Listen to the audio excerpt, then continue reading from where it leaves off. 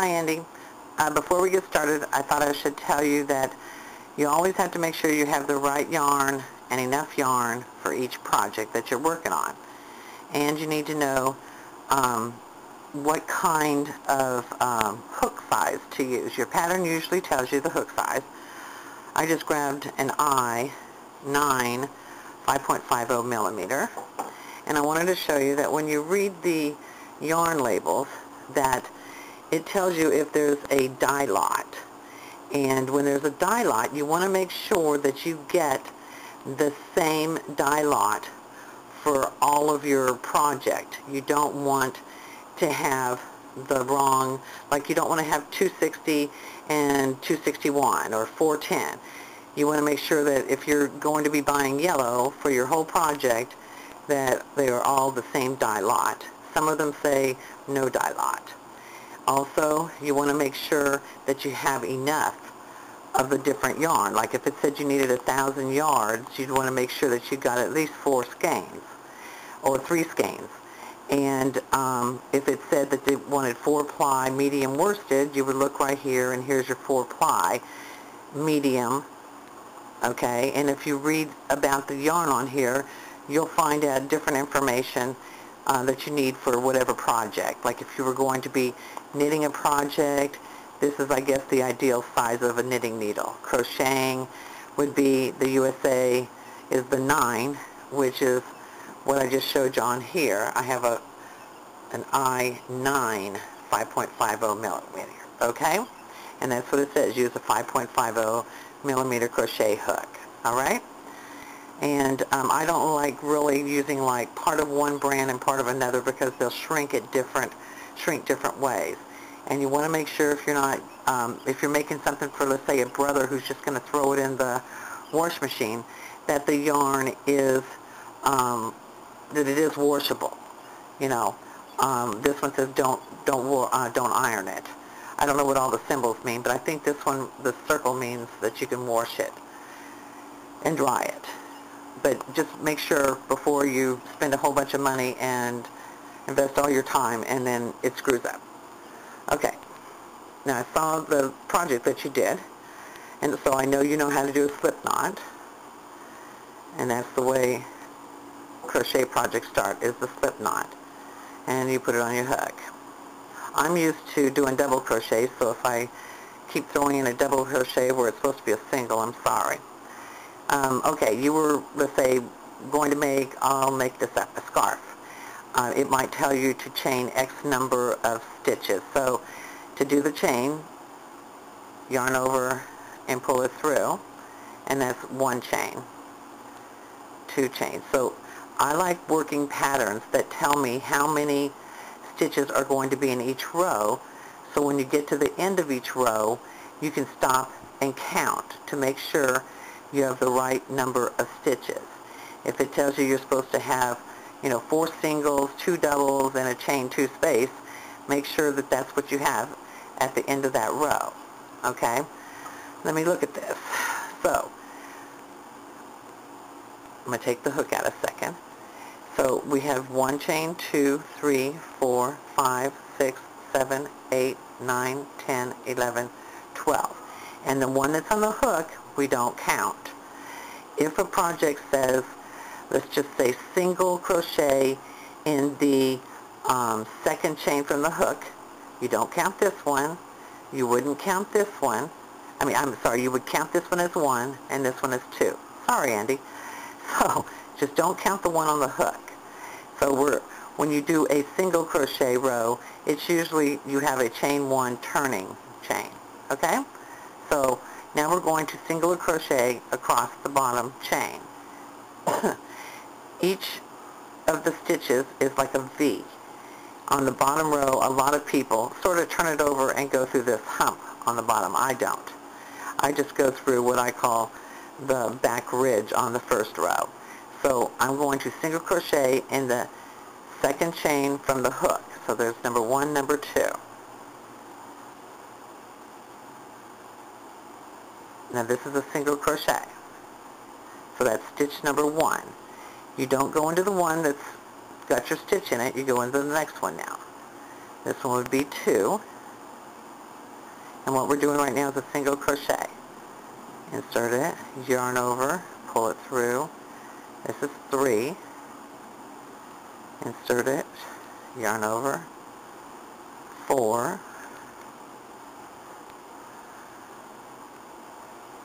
5, 6, 7, 8,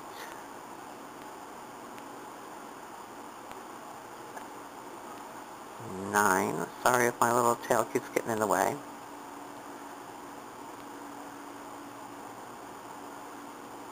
10. This last one's 11. You don't go through that little knot. That's not even considered a stitch. 12. Okay, so if you were to count, you would count these V's up here on the top. So this would be 1, 2, 3, 4, 5, 6, 7, 8, 9, 10, 11. So we have 11 stitches. Okay. Now when we go to turn, you do a chain 1, and then you turn it. Excuse me. You would not crochet into the turning chain. You would crochet into the stitch right below. So the second chain from the hook. Now what you've been doing is going through the back stitch. This would be considered the front of the stitch. Normally you would go through both. If you wanted to do a rib, each time you turn it, you just continue to go through the back. So if a project does not tell you to go through the back, you need to go through both. Okay? So here's your turning chain. Here's the first stitch that I'm going to go through. I'm going to insert my hook under both of those, under the V. Yarn over, pull it through, and that's number 1. Now we want a total of 11. So we'll do this across. This is 2, 3, 4. Make sure you don't go back through the same stitch. 5. I'm sorry, my hook got away from my hand. 6, 7, 8, 9, 10. And the last one, whoops, sorry, missed it. 11. So now you want to make sure and count. So we got 1, 2, 3, 4, 5, 6, 7, 8, 9, 10, 11. Okay? We're going to do one more row of the singles. So you chain 1 and turn, and you go into the second chain from the hook, which would be the first single. What I'm going to do is I'm going to show you how to also change yarn colors so that if you wanted to make a stripe or something. And I'm going to show you how to do like a half double and a double. My favorite stitch is the double. Okay. Now I'm going to stop and count. I'm going to pull up a loop. So we've got 1, 2, 3, 4, 5, 6, 7, 8, 9, 10, 11. So the only way that you get off is by not counting and not making sure that you did that chain 1. So what you've probably been doing incorrectly is not doing a chain 1 at the beginning. Okay? So I'm going to stop the video just so I have a stopping point, and we'll start a new video right after this. Okay, so now we're going to learn how to do a double crochet. And to do a double crochet, instead of doing the chain 1 for the single, we do 3 chains to make a double. So there's 1, 2, 3, and we turn. Now this chain 3 counts as the first stitch of the row. So you would not be going into this stitch at the bottom that contains the chain 3. You would go into the next one over. So in order to do a double, we yarn over, stick it through both of those loops, that V, yarn over, and pull it through. Now you have 3 loops on the hook.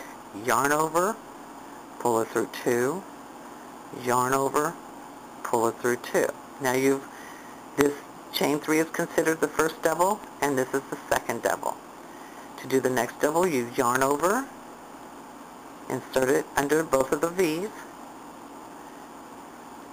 grab the yarn and pull it through. You have 3 loops on the hook, yarn over, pull it through 2, yarn over, pull it through 2. Yarn over, we'll go into the next one.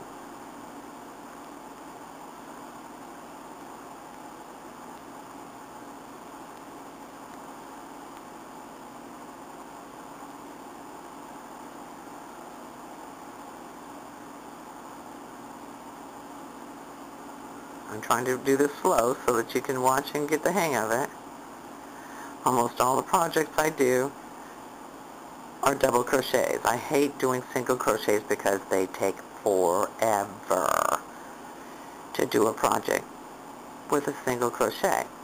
If you notice, we did 2 rows of singles. We've done 1 row of a double, and the double is twice as high as a single. So I would rather do the work faster by doing the double. So now, when you were going in at either the beginning or the end, when you think you're done, don't automatically go to the next row. While you're brand new, get in the habit of counting your stitches. Okay, so the chain 3 was 1, 2, 3, 4, 5, 6, 7, 8, 9, 10, 11. So we have our 11 stitches that were single below here and double now. So now let's go ahead and do our chain 3 and turn. Some patterns, when they write them, it will say chain 3 and turn, and then it'll go on to the next row. But you still would have to count this on the next row as a stitch. Okay, so yarn over. Remember, don't go into the one here at the bottom of this. You go into the one next to it.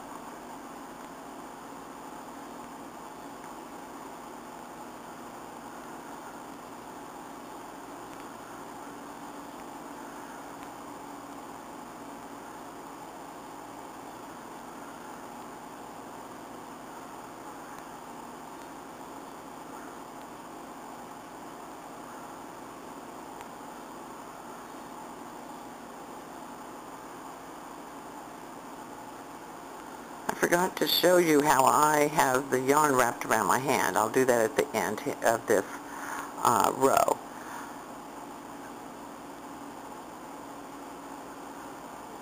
I also wanted to show you how this last one is slightly different.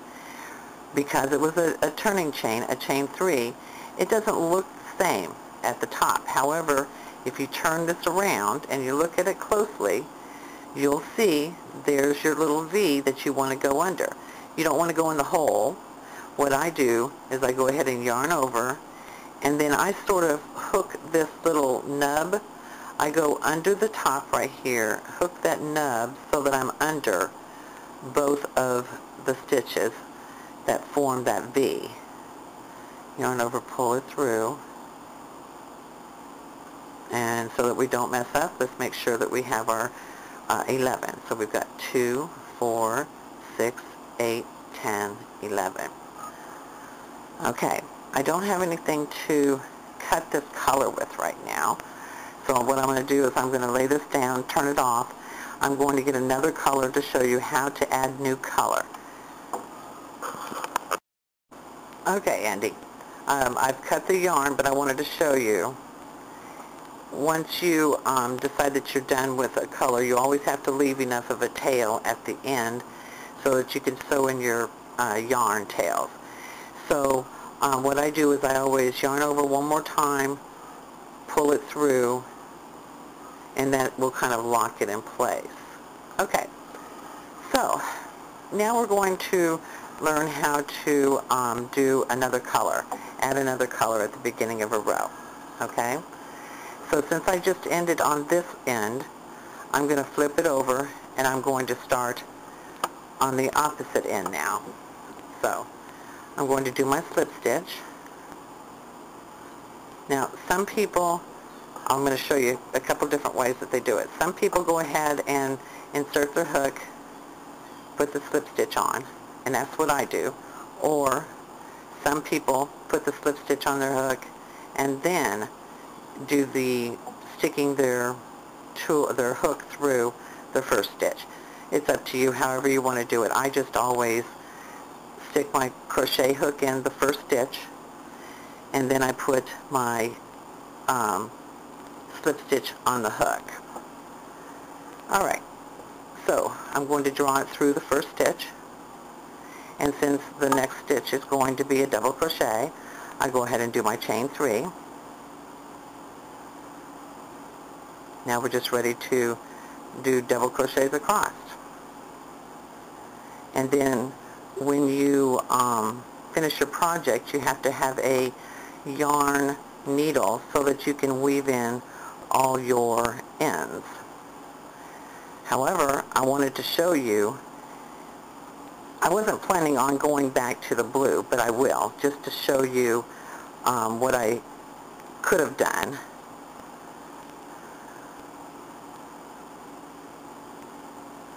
Now remember, this is that end one that has, since it was a chain 3, you don't, it doesn't look normal. So you have to make sure that you kind of go under that top loop, hook that bottom part, and then if you look, you've got 2 on the hook, if you've done it correctly. Yarn over and go through. Okay. I'm going to go ahead and go back to the other side, and I'm going to not go into the one at the base, because this chain 3 is considered the first double. I guess what I should have done is not cut the yarn. I wish I hadn't cut the yarn, because I want to show you how you can just keep going. In fact, you can have skinnier stripes of the color by starting one color at one end and the other color at the other end, and just dropping them off at the end of each row.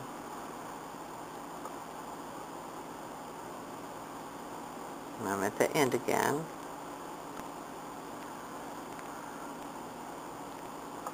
Okay. Well, let me undo that just so I can show you what I'm going to do. Instead of doing the full double crochet in the last stitch, since I'm going to be switching to another color, I'm going to yarn over and start the transition, you know, where you do the yarn over and pull through, and then the pull through. Once you get to the very last portion of the double, we're going to switch to another color. So I'm going to go ahead and grab this blue again. And now I'm not going to put a slip stitch on my hook. I'm just going to get the yarn ready to start crocheting again. And I'm going to yarn over and pull it through. And then tighten it down a little bit with the purple, just to make sure it doesn't, you know, get loose. So at this point I've got a tail, and then I've got the yarn that we're crocheting with. Okay, we're going to chain 3 with the new color and turn. This first stitch goes with the first one, so we're going to go to the second one.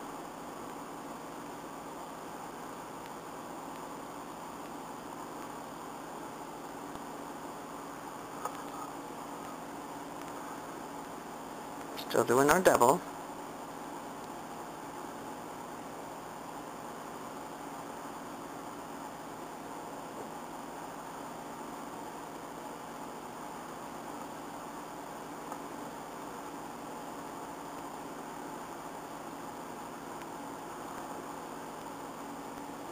Okay, well, on our last one, I'm looking for that stitch, and if you do it correctly, after you yarn over, go into that top thing, go into that little portion right there, look, and you have 2.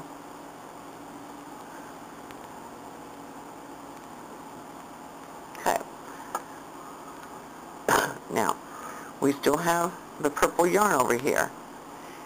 So I'm going to work across the blue until I get over to where the purple yarn is at. Let's do a chain 3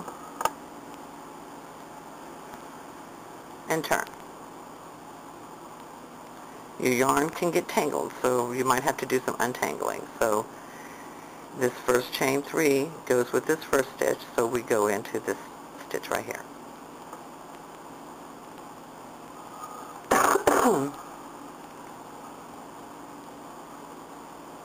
I think I need to pull out more yarn. I never pull out enough yarn.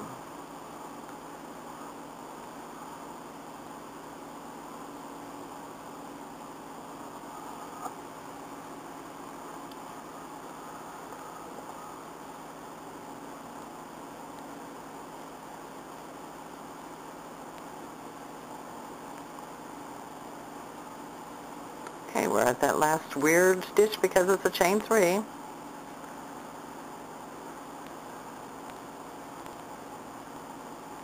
Okay, now, I've completed this stitch, but I'm going to show you what you can do is you can run the yarn up the side like this, and what I would do is I would back out that last stitch to the point where I didn't do the final pull through, okay? You can stop holding on to the blue, and you can pick up holding on to the purple. Okay? Just as long as you're going to go over the side with some single crochets to cover that, okay?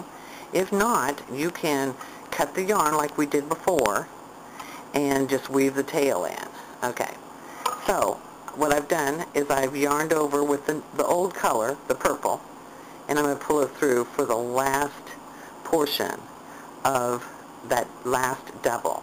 Okay, and now I'm going to just continue on by chaining 3.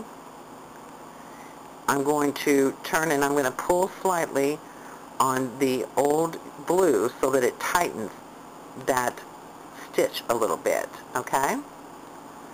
And now we're ready to continue on. Here's your chain 3, that goes with your first stitch. We're going to go into the next stitch.